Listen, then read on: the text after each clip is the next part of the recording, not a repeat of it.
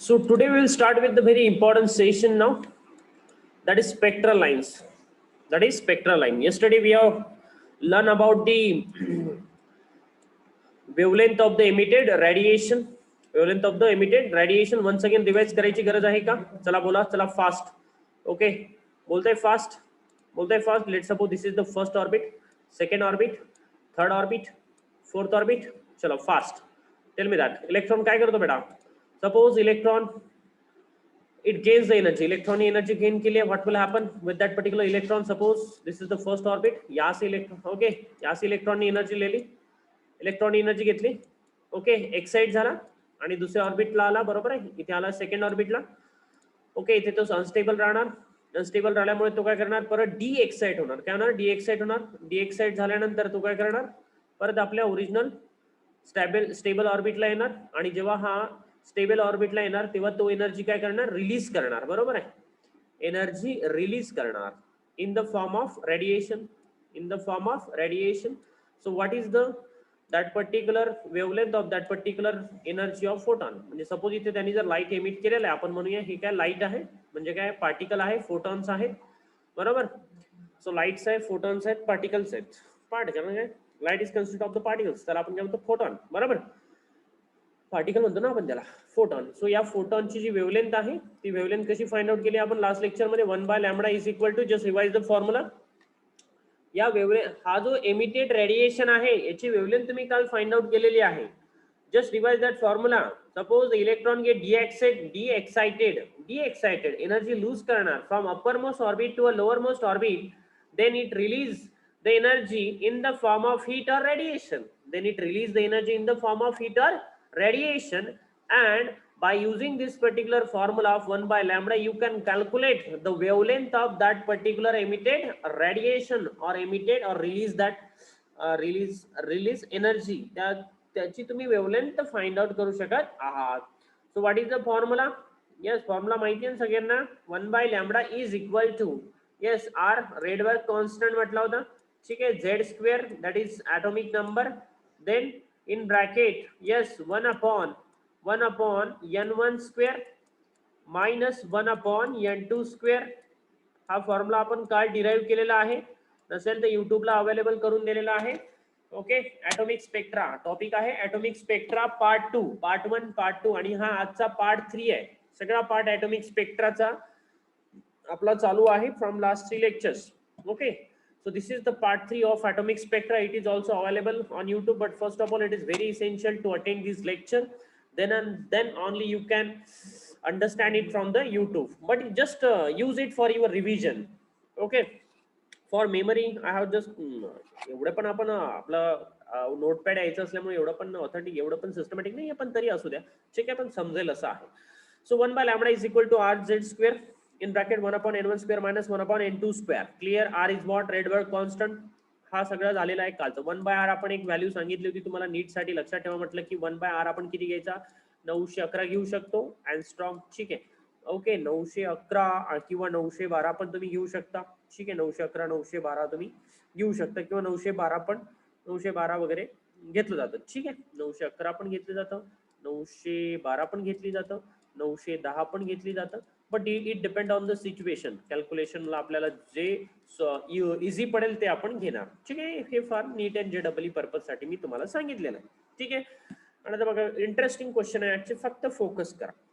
Okay, इथपर्यंत झालेलं आहे आपलं 1/r. फॉर्म्युला क्लिअर आहे सगळ्यांना 1/r चा? काय आहे 1/r इज व्हॉट? 1/λ. 1/λ म्हणजे व्हॉट? आपल्याला वेवलेंथ मिळणार आहे. कोणी अननोन पर्सन आहे का इथे? Unknown person, is there any unknown person today? Okay, done. म्हणजे 11th ला कसं आहे, 11 कारण 12 ची बॅच आहे. Okay, done. निहाला काही प्रॉब्लेम नाही, डन. क्लिअर? इथपर्यंत झालंय सगळ्यांना? ओके, जाऊया पुढे. So now we are going to study about the spectral line. आता आपण नवीन टॉपिक स्टडी करतो आहे, याच्याशी रिलेटेड आहे, पार्ट 3 चा. So note down the topic, that is spectral lines. Yes, note down the topic, that is spectral line. Note it, very very important. SPE. Okay, नीटला आणि JEE ला स्पेक्ट्रल लाईन्स किंवा series म्हणूया आपण याला. खूप इम्पॉर्टंट. नीट आणि जेडब्ल्यू वर, जेडब्ल्यू ला कंपल्सरी क्वेश्चन याच्यावर असतात, कंपल्सरी क्वेश्चन असतात बेटा. एक तर क्वेश्चन आहे नीट मध्ये 45 क्वेश्चन, टोटल 45 क्वेश्चन अटेम्प्ट करायचे, त्यापैकी एक क्वेश्चन तुम्हाला स्पेक्ट्रल सिरीजवर दिसू शकतो बेटा, 101% दिसू शकतो आणि इंटरेस्टिंग आहे बेटा. 4 मार्क्स आहे नीटसाठी, ठीक आहे. आणि स्टेट बोर्डला तर विचारला जाऊ शकतो बोर्डाच्या मध्ये एखादा क्वेश्चन 4 मार्क्ससाठी, 3 मार्क्ससाठी, 2 मार्क्ससाठी, ठीक आहे. चला स्पेक्ट्रल सिरीज स्टडी करायचं आहे. बरोबर. तर हा एक ग्राफ आहे बेटा. स्पेक्ट्रल सिरीज म्हणजे काय, एक प्रकारचा ग्राफ आहे. तो ग्राफ आपण पहिल्यांदा ड्रॉ करून घेऊया, ठीक आहे. ओके. स्पेक्ट्रल सिरीज आज शक्यतोवर मी तुम्हाला एकच सिरीज एक्सप्लेन करणार आणि त्याच्यावरची न्यूमेरिकल घेणार. नेक्स्ट मग उद्याला आपल्या 2 सिरीज कंप्लीट करूया वन बाय वन. नाव इथे न घेता याला थोडंसं वरती घेऊया. Okay done. Okay. So this is the x and Y axis. बरोबर. ही एक्स ऍक्सिस आहे आणि ही वर्टिकल वाय ऍक्सिस आहे. बघा एक्स वाय ऍक्सिस वर मी प्लॉट करणार एनर्जी लेवल. काय प्लॉट करणार आहे? Energy level. वाय ऍक्सिस वर काय असणार लक्षात ठेवा, एनर्जी लेवल. एनर्जी लेवल लक्ष द्या. ऑलरेडी अवेलेबल आहे डायग्राम, फक्त मी कशा प्रकारे ड्रॉ करतोय त्या विनी जा, ठीक आहे. ओके. Energy level. आणि इकडे जे आहेत ना तुमचं, इकडे कुठल्या वाय ऍक्सिस वर. ओके. इथे आपण काय करणार आहोत, we are going to take the orbit number. काय टेक आपण घेणार आहोत, ऑर्बिट नंबर. सो फर्स्ट जी लाईन आहे ना, फर्स्ट लाईन एक्स ऍक्सिस जी लाईन असेल त्याला आपण म्हणणार that is orbit number. Let suppose this is the n is equal to 1, म्हणजे फर्स्ट ऑर्बिट आहे, ठीक आहे. फर्स्ट ऑर्बिट आहे. फर्स्ट ऑर्बिटची एनर्जी बघा, या पॉइंटला फर्स्ट ऑर्बिटची एनर्जी आपण कन्सिडर करणार. हा ग्राफ म्हणजे नॉर्मल एक्स अँड ऍक्सिसचा ग्राफ नाही आहे, लक्षात ठेवा थोडं, ठीक आहे. आता या फर्स्ट ऑर्बिटची एनर्जी काल तुम्ही कॅल्क्युलेट केली आहे. किती आहे फर्स्ट ऑर्बिटची एनर्जी? अरे किती आहे फर्स्ट ऑर्बिटची energy for hydrogen atom? Especially we are going to discuss this particular spectral lines. बघा हायड्रोजनच्या मागे लागलेत, हायड्रोजनला त्यांनी हीट केलंय आणि हीट केल्यानंतर त्यांचे इलेक्ट्रॉन एक्साइट झाले, इलेक्ट्रॉन नंतर डीएक्साइट झाले आणि डीएक्साइट झाल्यानंतर त्यांनी स्पेक्ट्रम ऑब्झर्व केलेला आहे आणि त्याच्यावरचा हा कम्प्लीट स्टडी आहे बेटा, ठीक आहे. याच्या मागचा एक्सपेरिमेंट पण मी तुम्हाला ओव्हरलुक दिलेला. क्लिअर. बघा पहिल्या ऑर्बिटची एनर्जी किती आहे, 13.6 इलेक्ट्रॉन व्होल्ट. आता इलेक्ट्रॉन व्होल्ट प्रत्येक वेळेस मी लिहित नाही, माहित असू द्या की ते इलेक्ट्रॉन व्होल्ट आहे, ठीक आहे. नेक्स्ट लाईन बघा, ठीक आहे. आता नेक्स्ट लाईन वेगळ्या कलरनी शो करतोय मी इथे तुम्हाला. बघा नेक्स्ट सेकंड ऑर्बिट, नाही ब्लॅक कलरनी शो करूया. सेकंड ऑर्बिट घ्या. सेकंड ऑर्बिटची एनर्जी किती होती? आता बघा सेकंड ऑर्बिट मी कुठे ड्रॉ करतोय, this is the second orbit. This the second orbit. Okay done. चला सेकंड ऑर्बिटची एनर्जी किती आहे बेटा? सेकंड ऑर्बिटची एनर्जी किती होती? यस सेकंड ऑर्बिटची एनर्जी किती आहे? एन इज इक्वल टू 2, म्हणजे second orbit n is equal to 2 म्हणजे second orbit. Yes energy of second orbit was -3.4 electron volt. Okay calculate केलं ना, काल फॉर्म्युला दिला होता तुम्हाला, how to calculate the energy of that particular orbit, -13.6 into z² this is the formula. Okay. Next आणखी बघा, बघा याच्यामध्ये गॅप आहे कारण हा -13.6 वर कितीवर आलाय, -3.4 वर. आता थोडा या लाईन मधला गॅप थोडा कमी होणार बेटा, थोडा कमी होणार. आता नेक्स्ट जी लाईन आहे for third orbit n is equal to 3, gap बघा कमी झालेला आहे गॅप कमी. Okay. Okay so it is n is equal to what, n is equal to 3. what is the energy of third orbit, energy associated with the third orbit? yes third orbit ची energy किती आहे? Minus yes 1.5 आहे ना, याच्या half. 3.5 च्या near about म्हणजे 3 च्या half किती असतो? 1.5 असं लक्षात ठेवायचं. नियर अबाउट त्याच्या जवळ 1.51 इलेक्ट्रॉन व्होल्ट. इलेक्ट्रॉन व्होल्ट शक्यतो नाही लिहित मी कारण ते कॉम्प्लिकेटेड, ठीक आहे. झालं. N is equal to 3. बघा आता इथे जवळाला इथे मोठा गॅप आहे कारण एनर्जी डिफरन्स जास्त आहे. इथे एनर्जी डिफरन्स बघा 3.1 नंतर हाफ वरच आला, 1.5 वर आला, एनर्जी डिफरन्स कमी आहे. आता जी नेक्स्ट लाईन ड्रॉ करतोय ती मी आणखी याच्या क्लोज ड्रॉ करतोय, खूप क्लोज, ठीक आहे. खूप क्लोज ड्रॉ करतोय, ठीक आहे. Black colour. So close draw केलं, ठीक आहे. क्लोज आहे क्लोज. आता इथे बघा एन इज इक्वल टू 4 वेगळ्या कलर मध्ये शो करतोय मी इथे तुम्हाला. एन इज इक्वल टू 4 म्हणजे हा कोणती ऑर्बिट आहे? ही 4th नंबरची ऑर्बिट आहे. एनर्जी ऑफ 4th ऑर्बिट किती आहे बेटा? Yes energy of 4th orbit याच्या हाफच्या जवळपास, बरोबर. म्हणजे याचा हाफ घेतला तर 0.75 च्या जवळपास येतो, हे लक्षात ठेवण्यासाठी. -0.75 म्हणजे 85 इलेक्ट्रॉन व्होल्ट, ठीक आहे. इलेक्ट्रॉन व्होल्ट लिहित नाहीये मी, लिहायला जागा नसल्यामुळे. ठीक आहे. तर एनर्जी ऑफ फोर्थ ऑर्बिट असं जर आपण कॅल्क्युलेट करत गेलं तर N number of infinite orbits आता प्रेझेंट आपण इन्फायनाइट ऑर्बिट साठी आपल्याला कॅल्क्युलेट करावं लागेल. बरोबर आहे. Okay. So next we will take it another line at infinity. Okay, अशा n number of lines present असणार. that अशा n number of lines present असणार बघा. आता याच्या पण क्लोज असणार एक लाईन. ठीक आहे. ब्लॅक कलर याचा एक क्लोज लाईन आहे. ठीक आहे. याच्या पण एक close line n is equal to 5. ठीक आहे. Then n is equal to याच्या क्लोज होत जाणार कारण एनर्जी डिफरन्स बघा कमी कमी कमी कमी होत जातोय. तुम्ही जर बघितलं असेल तर एनर्जी डिफरन्स बघा कमी कमी होत जातोय. ओके. एनर्जी जसं जसं हा वरती जातोय तसं तसं एनर्जी डिफरन्स काय होतं बेटा कमी कमी कमी कमी होत जातोय. ठीक आहे. एनर्जी डिफरन्स काय होतो कमी होत जातो. Yes. E raise to the power 4 0 point सांगितलेला आहे. ठीक आहे. मग घेऊ शकता ना तुम्ही. सो नाही ना 0.85 0.85 असेल. ठीक आहे. 0.85 असेल किंवा 0.5 असेल. 0.5 असेल.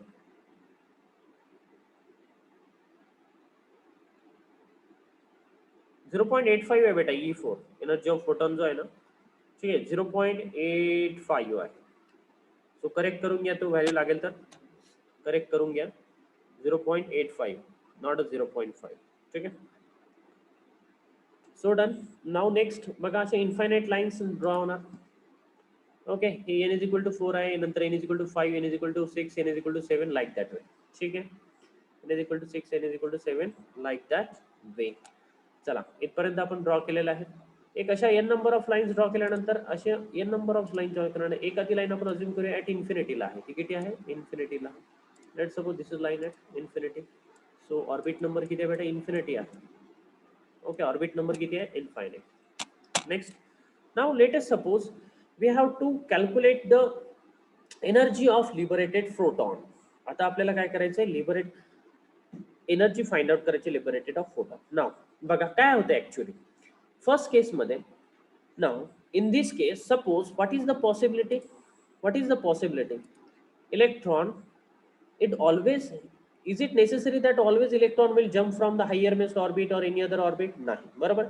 सो बघा काय काय होऊ शकतं बघा इलेक्ट्रॉन फर्स्ट ऑर्बिट मधनं काय गेला सेकंड ऑर्बिट मध्ये गेला. ही सेकंड ऑर्बिट आहे बरोबर. N2 दिसतंय तुम्हाला सेकंड ऑर्बिट आहे बरोबर. तिथे तो अनस्टेबल झाला तर तो तिथून कुठे येणार बेटा फर्स्ट ऑर्बिट मध्ये येणार. बघा आता इथे एक व्हॅल्यू मी फिक्स करतो आहे. फर्स्ट एक व्हॅल्यू मी फिक्स केली. हळूहळू समजेल तुम्हाला लक्षात घ्या. फर्स्ट ग्रीन कलर घेऊया. ठीक आहे. हा कलर घेऊया. बघा let's suppose the electron will jump from the second orbit to the first orbit. बरोबर. Okay. Next another. Let's suppose the electron it is jumps from the third orbit to the first orbit. Electron असं गरजेचं नाही ना की second orbit मधूनच येणार. काही electron असतील की ते येणार थर्ड ऑर्बिट मधून फर्स्ट ऑर्बिट मध्ये येणार. बरोबर आहे. आणि डिएक्साइट होणार एनर्जी लिबरेट करणार. नेक्स्ट असं ओके. नेक्स्ट काय होऊ शकतं पहिला थर्ड ऑर्बिट मधून आलेत. नेक्स्ट एनर्जी काय होणार फोर्थ ऑर्बिट मधनं फर्स्ट ऑर्बिट मध्ये येणार. ठीक आहे. आणखी काय पॉसिबिलिटी आहे. नेक्स्ट आणखी काय पॉसिबिलिटी आहे एनर्जी नेक्स्ट ऑर्बिट मधनं फर्स्ट ऑर्बिट मध्ये येणार. बघा इथे काय कॉमन आहे. इथे काय कॉमन केलंय तुम्ही फर्स्ट ऑर्बिट जे आहे जिथे इलेक्ट्रॉन फॉल बॅक होणार आहे तो ऑर्बिट आपण सेम ठेवलेला आहे. बरोबर. n is equal to 1 हा सेम आहे. आणि फॉल बॅक कुठून होत आहे सेकंड ऑर्बिट मधून येत आहेत इलेक्ट्रॉन. काही इलेक्ट्रॉन थर्ड ऑर्बिट मधून येत आहे. ओके. फोर्थ ऑर्बिट मधून येत आहे. फिफ्थ ऑर्बिट मधून येत आहे. सिक्स्थ ऑर्बिट मधून येत आहे. असे infinite number of late suppose this is the now electron this is the energy which is from the infinite म्हणजे इनफायनाइट ऑर्बिट वरनं इलेक्ट्रॉन आलेला आहे बट ऑन फर्स्ट ऑर्बिट. कुठे आलेला आहे first orbit. So this particular okay wavelength associated with this particular spectral lines. जर electron बघा मी काय म्हणतोय जर इलेक्ट्रॉन हा फर्स्ट ऑर्बिट मधनं सेकंड ऑर्बिट मधनं फर्स्ट ऑर्बिट मध्ये आला थर्ड ऑर्बिट मधनं फर्स्ट ऑर्बिट मध्ये आला कुठल्याही ऑर्बिट मधनं जर फर्स्ट ऑर्बिट मध्ये आला तर यावर ज्या काही तुम्हाला वेवलेंथ मिळाल्या ठीक आहे त्याला म्हटलंय त्यांनी एक सिरीज नाव दिलंय किंवा एक स्पेक्ट्रल लाईन्स एक म्हटलेला आहे आणि त्याला त्यांनी नाव दिलेलं आहे दॅट इज लायमन सिरीज. काय नाव दिले त्याला त्यांनी लायमन सिरीज. ठीक आहे. मग हे कोणी डिस्कवर केलं असेल डेफिनेटली लायमननी. लायमननी काय केलंय, फक्त एक नंबर कॉन्स्टंट ठेवला त्या फॉर्म्युल्यामध्ये. मी सांगतो कुठला फॉर्म्युला, तोच आपला. ठीक आहे, त्यामध्ये एक नंबर कॉन्स्टंट ठेवला, दॅट इज फर्स्ट. कुठूनही इलेक्ट्रॉन जम्प करणार, पण तो पहिल्याच ऑर्बिटमध्ये येणार. बरोबर आहे. मग त्यावर त्यांनी जो स्टडी केला, तिथून जे काही त्याला वेव्हलेंथ मिळाला, ओके, त्या वेव्हलेंथला त्यांनी काय म्हटलंय, लायमन सिरीज. काय म्हटलं आहे, Lyman series. LYMANSERIES, Lyman series. ठीक आहे, काय म्हटलंय त्याला, लायमन सिरीज. इथे मी तुम्हाला नावच टाइप करून देतो, that is Lyman series. First is what, Lyman. Okay, LYMAN, Lyman series. Okay, so Lyman series साठी काय कॉन्स्टंट आहे बघा, electron will jump or fall back into first orbit. बरोबर आहे, electron will jump from any other orbit to the first orbit. कुठूनही electron येणार. बरोबर आहे, हा फर्स्ट ऑर्बिट, हा सेकंड ऑर्बिट न आला. ठीक आहे, हा थर्ड ऑर्बिट वरून आला, हा फोर्थ ऑर्बिट वरून आला, हा फिफ्थ ऑर्बिट वरून आला.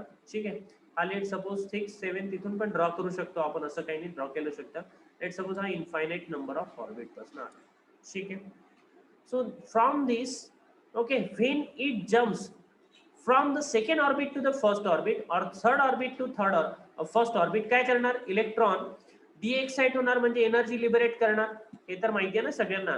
जेव्हा इलेक्ट्रॉन्स हा थर्ड ऑर्बिट मधून फर्स्ट ऑर्बिट मध्ये येणार किंवा सेकंड मधून फर्स्ट मध्ये येणार, तेव्हा तो काय करणार, एनर्जी लिबरेट करणार. बरोबर आहे, एनर्जी लिबरेट करणार म्हणजे एनर्जी आहे, म्हणजे काय, इथे रेडिएशन, म्हणजे आपण in the form of radiation consider करतो आहे. बरोबर आहे, म्हणजे याच्याशी असोसिएटेड काय बेटा, वेव्हलेंथ असणार. काय असणार, वेव्हलेंथ असणार. बरोबर, प्रत्येक ट्रान्झिशन साठी, काय म्हणतोय मी, प्रत्येक ट्रान्झिशन साठी, सपोज इलेक्ट्रॉन हा 2 वरन 1 वर आला, तर याच्याशी असोसिएटेड काहीतरी लॅम्बडा भेटणार तुम्हाला. ठीक आहे, जर इलेक्ट्रॉनचं ट्रान्झिशन झालंय फ्रॉम 3 to 1, तर याच्याशी असोसिएटेड काहीतरी लॅम्बडा भेटणार तुम्हाला. ठीक आहे, जर सपोज इलेक्ट्रॉन हा फॉलबॅक झालेला आहे किंवा ट्रान्झिशन, इलेक्ट्रॉनचं ट्रान्झिशन हा शब्द वापरतोय कारण हा न्यूमरिकल मध्ये खूप वेळा येतो. इलेक्ट्रॉनचं ट्रान्झिशन झालंय from fourth orbit to the first orbit, तर या वेळेला तुम्हाला काहीतरी एक वेगळा लॅम्बडा भेटणार. सपोज इलेक्ट्रॉन हा इन्फायनाइट ऑर्बिट वरनं फर्स्ट ऑर्बिटला आलेला आहे, तर त्यावेळेला तुम्हाला काहीतरी लॅम्बडा भेटणार.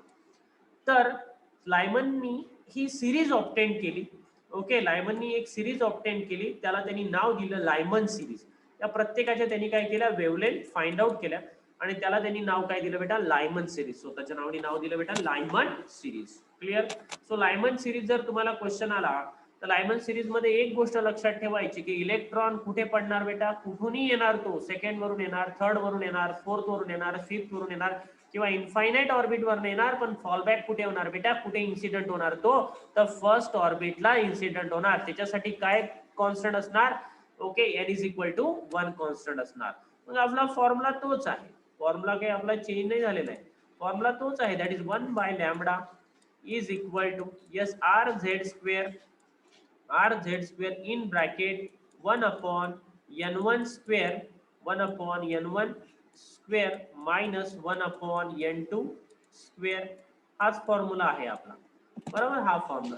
या फॉर्म्युल्यामध्ये मला सांगा कुठली व्हॅल्यू तुम्हाला मिळालेली आहे, इथे कुठली व्हॅल्यू मिळालेली आहे तुम्हाला, कुठली व्हॅल्यू मिळालेली आहे, तर कुठली व्हॅल्यू मिळालेली आहे सांगा ना, कुठली व्हॅल्यू मिळालेली आहे, n1 मिळालेलं का n2 मिळालेलं आहे, फर्स्ट ऑर्बिट आहे ना. बरोबर, फर्स्ट ऑर्बिट आहे म्हणजे तुम्हाला इथे n1 ची व्हॅल्यू मिळालेली आहे. Here n1 is equal to 1, n1 ची व्हॅल्यू काय असणार, 1 असणार. आणि n2 is equal to, n2 ची व्हॅल्यू काय होणार, व्हॅरी होणार. बरोबर, लायमन सिरीज साठी नेहमी लक्षात ठेवा, लायमन सिरीज म्हटलं तर n1 ची व्हॅल्यू काय राहणार, 1. n2 ची व्हॅल्यू काय राहू शकतं बेटा, 2 राहू शकतं, 3 राहू शकतं, 4 राहू शकतं. ठीक आहे, 5 राहू शकतं, 6 राहू शकतं, up to dash dash dash dash dash infinite. तर हे इम्पॉर्टंट नोट डाऊन करा लायमन सिरीज मध्ये. ओके, 1 बाय लॅम्बडा यांनी त्यांनी वेव्हलेंथ कॅल्क्युलेट केली. आर माहिती आहे तुम्हाला, Rydberg constant, Z atomic number आहे. बरोबर, ओके, इथे हायड्रोजन साठी 1 येणार, तो 1 अपॉन n1 स्क्वेअर मध्ये, n1 स्क्वेअर म्हणजे ज्या ऑर्बिट मध्ये पडला फॉलबॅक झाला, n2 म्हणजे जिथून पडला तो फॉलबॅक झाला. ठीक आहे, किंवा कुठून कुठून ट्रान्झिशन झालाय. Okay, so n1 is equal to 1 for the Lyman series and n2 is equal to 2 3 4 5 6 to up to dash dash dash up to infinity असणार. क्लिअर, लायमन सिरीज कळलेला आहे. लायमन सिरीज कळलेला आहे. तर मग प्रत्येक ट्रान्झिशन साठी तुम्हाला एक वेगवेगळी वेवलेंथ भेटणार. ठीक आहे, बघा प्रत्येक ट्रान्झिशन साठी तुम्हाला काय भेटणार, एक स्पेसिफाईड वेवलेंथ मिळणार. क्लिअर? Okay, done. इथपर्यंत नोट डाऊन करा. काही नोट डाऊन करायचं असेल तर फास्ट नोट डाऊन करून ठेवा. तुम्हाला क्वेश्चन काय विचारतं बघा, लायमन सिरीज झाला, क्वेश्चन काय विचारतं.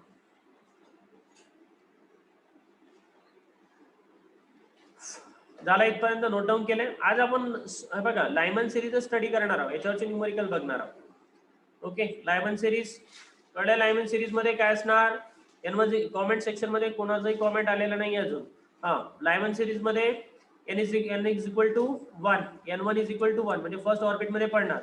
कुठून पडणार, 2 3 कुठून पण पडू शकतो. ठीक आहे, तर प्रत्येक ट्रान्झिशनशी असोसिएटेड काय असणार, एक वेवलेंथ असणार. बरोबर, त्या वेवलेंथ कॅल्क्युलेट केला, त्याला त्यांनी स्पेक्ट्रमला नाव दिलं, दॅट इज लायमन सिरीज.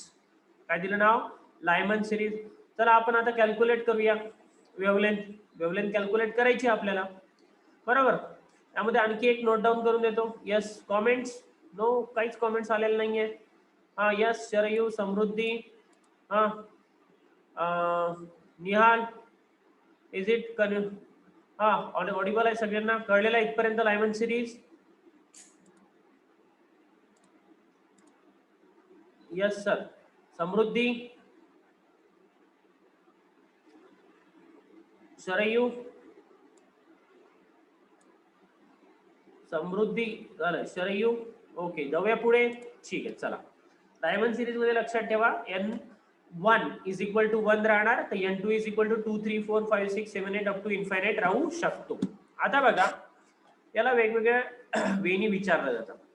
नीट आणि जेडब्ल्यू मध्ये याचे क्वेश्चन्स कसे येतात बघा. हे नीट आणि जेडब्ल्यूच्या लेवलनी शिकवतोय आणि तुम्हाला एचएससी बोर्डामध्ये पण क्वेश्चन आहे की first line of Lyman series find the wavelength. बघा क्वेश्चन बघा कसा आहे, तर find the wavelength of first line of Lyman series. Lyman series म्हटल्या डोक्यात एक लाईन लागायला पाहिजे की n1 इज इक्वल टू 1 आहे. बरोबर, फर्स्ट लाईन. तर ही जी लाईन दिसते ना तुम्हाला, मी स्पॉटलाइट हेड करतो बघा. ही जी लाईन आहे, this is nothing but the first line of Lyman series. This is the second line of Lyman series. This is the third line of Lyman series. This is the fourth line of Lyman series. This is the last, okay, last line of Lyman series. म्हटलं last line म्हटलं की काय असणार, infinite वर येणार. बरोबर, तो first line of Lyman series म्हटलं की n2 काय घ्यायचा, 2 घ्यायचा. Second line of Lyman series, शब्दाकडे लक्ष द्या. Second line of Lyman series म्हटलं तर काय घ्यायचा, n2 इज इक्वल टू 3 घ्यायचं. Okay, third line of Lyman series म्हटलं तर n2 इज इक्वल टू काय घ्यायचा, 4 घ्यायचा. Okay, next fourth line of Lyman series म्हटलं तर काय घ्यायचा, n2 इज इक्वल टू 5 घ्यायचा. Clear. So line of series अशा प्रकारचे पण क्वेश्चन विचारले जातात. एक क्वेश्चन आता आपल्याला हे वेवलेंथ फाइंड आउट करायचे. त्यांनी जे वेवलेंथ फाइंड आउट केलेले आहे तसं आपण या लायमन सिरीजच्या वेवलेंथ फाइंड आउट करूया आणि त्यावरून आपल्याला एक कन्क्लुजन काढायचं आहे. ओके, आज लायमन सिरीजवर डिस्कशन होणार. ओके, मग बाकीचे राहिलेले तुम्हाला इझिली कळून जाईल, ते उद्याला आपण डिस्कस करू. तर याच्यावरचे न्यूमेरिकल पण आज आपण घेऊन घेऊया. So first we have to find out जर मी तुम्हाला असा क्वेश्चन म्हटला, find out the wavelength of first line of Lyman series. Question बघा काय म्हटलंय मी, find out the wavelength of first line of Lyman series. Question बघा, बाकी इरेज करू का मी इथे आता, चला. क्लिअर. हा हा, ओके. हा, yes Sharayu, you can put your question. Sir ते सेकंड पासून का बरं घेतलं, फर्स्ट पासून का बरं नाही घेतलं, म्हणजे नाही लाईन. ना, बघा हे ऑर्बिट जे ना, ऑर्बिट तुमचं इथनं स्टार्ट होतं बेटा. कुठून स्टार्ट होत आहे, n1 इज इक्वल टू 1. हा फर्स्ट ऑर्बिट आहे, हा सेकंड ऑर्बिट आहे. याच्या आधी ऑर्बिट नाहीये.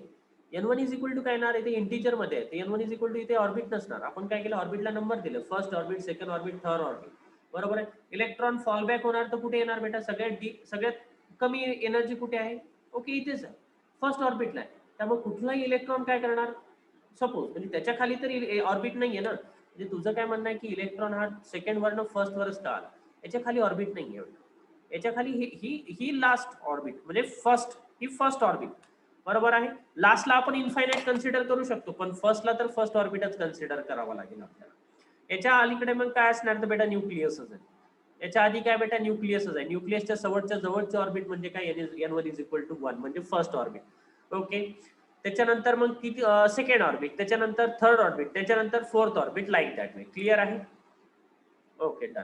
याच्या आधी ऑर्बिट नाहीये, त्यामुळे हा इलेक्ट्रॉन सेकंड वरनं याच्या आधी जाणारच नाही. ओके, तो कुठे येणार, कुठूनही इलेक्ट्रॉन येणार तर फर्स्ट ऑर्बिट असं नाही आहे का इलेक्ट्रॉन फर्स्ट ऑर्बिटवरच येणार. इथे पण येतो सेकंड ऑर्बिटवर येतो, पण ती डिफरंट सिरीज फॉर्म होतो. ओके, उद्याला आपण ती सिरीज बघणार आहोत, आधी बघू शकतो, त्याला काही विषय नाही.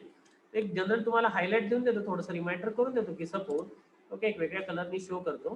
ठीक आहे, suppose electron will jump from now this particular third orbit to second orbit. Okay, electron if it is jump from this orbit to second orbit, म्हणजे इथे काय आहे, जसं इथे n1 is equal to 1 constant होता, आता इथे काय n1 काय बेटा 2 ऑर्बिट, म्हणजे कुठूनही इलेक्ट्रॉन येतोय आणि सेकंड ऑर्बिटवरच येऊन इन्सिडेंट होतो आहे. ठीक आहे, ओके, कुठे येतोय बेटा, हे सेकंड ऑर्बिटवरच येतोय. तर इथे एक वेगळी सिरीज भेटतं तुम्हाला, त्याला म्हटलं आपण बाल्मर सिरीज. काय म्हणतो आपण त्याला, बाल्मर सिरीज. ओके, सगळ्यात ऍक्च्युली ही आधी असं म्हटलं जातं की ही आधी पहिल्यांदा डिस्कवर करण्यात आली बाल्मर सिरीज, आणि नंतर मग ही लायमन सिरीज डिस्कवर करण्यात आली, पण आपण या सिक्वेन्सनी फॉलो करतो. ठीक आहे, जर कुठूनही इलेक्ट्रॉन फॉलबॅक होत असेल कुठे सेकंड ऑर्बिटला, त्याला ओके, तिथे जे काही वेव्हलेंथचा स्पेक्ट्रम भेटला त्याला म्हटलं त्यांनी बेटा बाल्मर सिरीज. काय म्हटलं त्याला, बाल्मर सिरीज. आणि हा विजिबल स्पेक्ट्रम आहे, हा फर्स्ट टाइम दिसला. ठीक आहे, हा फर्स्ट टाइम दिसला ऍक्च्युली विजिबल स्पेक्ट्रम मध्ये मोडतो बेटा. ठीक आहे, जाऊ दे, उद्याला डिस्कस होईलच आपलं विजिबल स्पेक्ट्रम. जाऊ दे, त्याचे क्वेश्चन जाऊ. ओके, आणखी एक सांगायचं राहिला, हा विजिबल आला. ओके, हा जो आहे this particular series that is Lyman series, it falls under the ultraviolet region, म्हणजे ही विजिबल नाहीये. बरोबर, याला हा कलर शोज नाही करून आपण हा गोंधळात पडणार. हा क्वेश्चन आपला कलर कोणता याचा, याला आपण पेटंट केलेला कलर दिला ना, कोणता कलर दिला. Okay done. चला, ओके, याचा रिजन लक्षात ठेवायचा लायमन सिरीजचा बेटा. हा जो आहे this particular series it lies in ultraviolet UV region, ultraviolet region. Okay, हा कुठे येतो, म्हणजे याचे जे काही वेव्हलेंथ भेटणार तुम्हाला, आता आपण वेव्हलेंथ कॅल्क्युलेट करणार आहोत, first line of transition, second line, third line, तर ह्या वेव्हलेंथ विजिबल रेंज मध्ये येत नाही. विजिबलच्या वेव्हलेंथ फिक्स आहे 4000 ते 8000. ओके, तिथेच तुम्हाला ते दिसून पडतात. बरोबर आहे, अदरवाईज याच्या कमी जास्त असल्या तर ते दिसून पडणार नाही, तर त्या इन्फ्रारेड किंवा याच्यामध्ये अल्ट्रा व्हायलेट मध्ये येणार. बरोबर, सो हा लायमन सिरीज कशामध्ये येतो बा, अल्ट्रा व्हायलेट रिजन मध्ये येतो. ठीक आहे, याच्यानंतर तुमचा येतो विजिबल, नंतर येतो तुमचा लो इन्फ्रारेड, नंतर येतो तुमचा मला वाटतं यस लो इन्फ्रारेड, हाय इन्फ्रारेड असा येतो. ठीक आहे, सो पहिल्यांदा लक्षात ठेवायचं अल्ट्रा व्हायलेट रिजन मध्ये तो कुठला, लायमन सिरीज. Okay done. चला क्वेश्चन नोट डाऊन करता, आता क्वेश्चन घ्यायचा आहे, क्वेश्चन घेणार. चला इरेज करू, सगळं इरेज करायचं. चला नेक्स्ट बघा, आता तुम्हाला क्वेश्चन काय विचारलाय, फाइंड, इकडे लिहितोय क्वेश्चन, फाइंड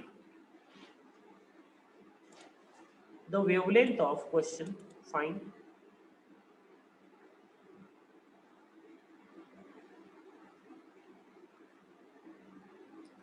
ओके, किंवा याला बघा असं पण क्वेश्चन म्हणतो मी, क्वेश्चन थोडंसं वेगळा देतो, find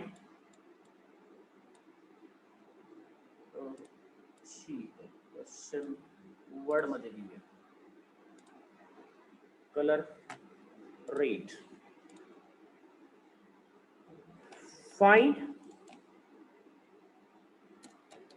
the shortest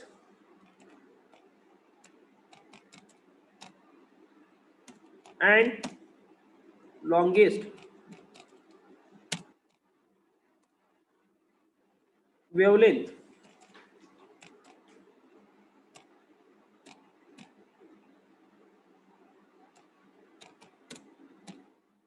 of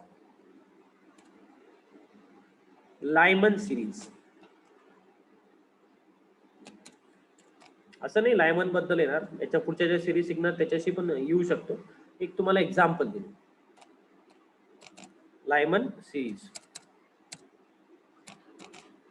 okay, for hydrogen atom, म्हणजे आणखी स्पेसिफिक झाला, म्हणजे ॲटॉमिक नंबर फिक्स झाला. For hydrogen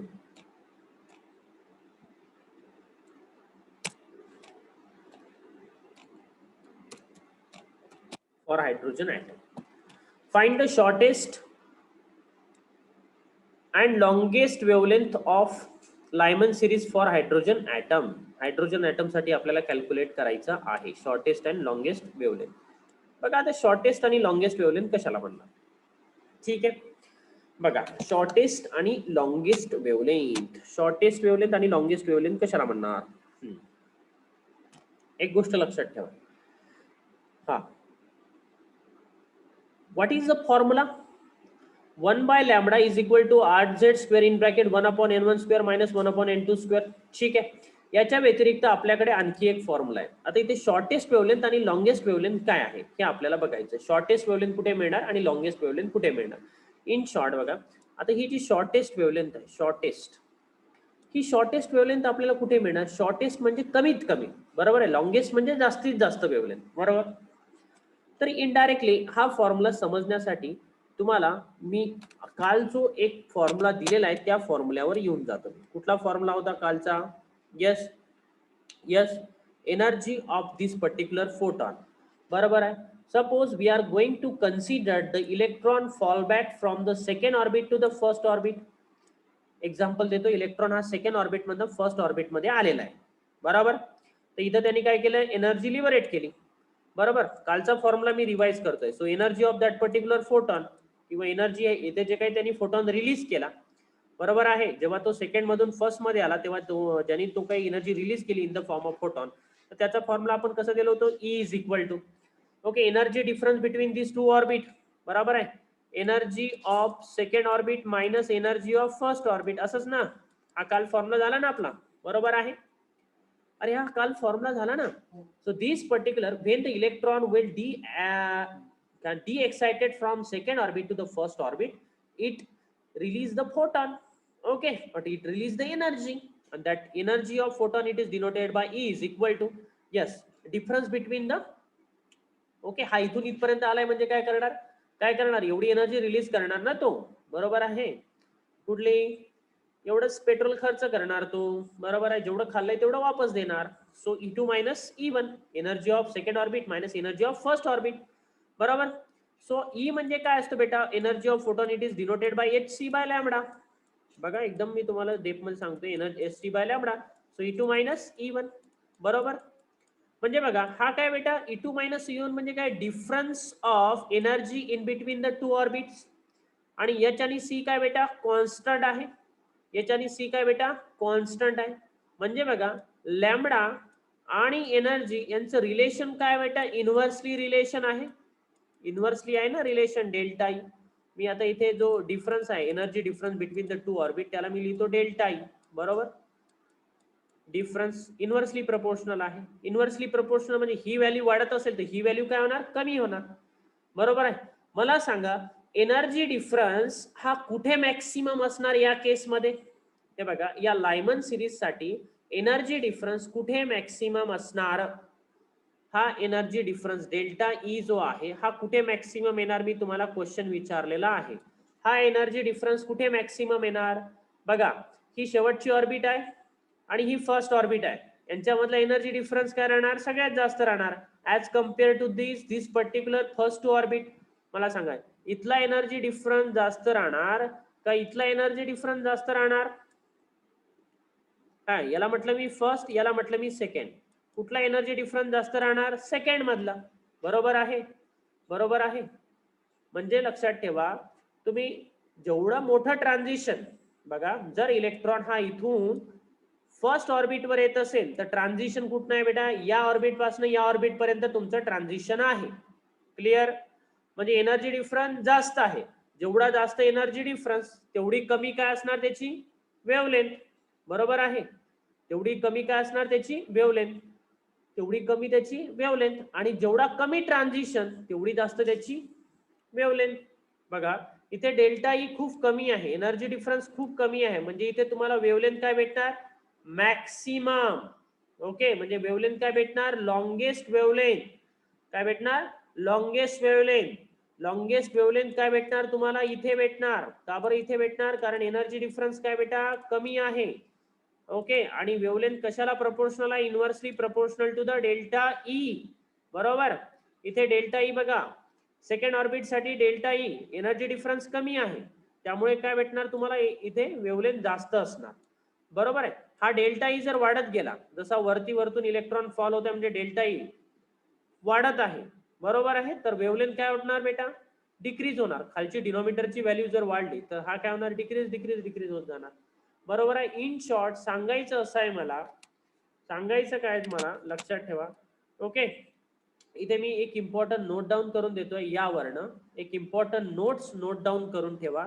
okay, for smallest transition, for असं लिहा, for smallest transition, write down, for smallest transition, word मध्ये लिहून देऊया, इथे लिहितोय, लिहा, राईट डाऊन फर्स्ट, फॉर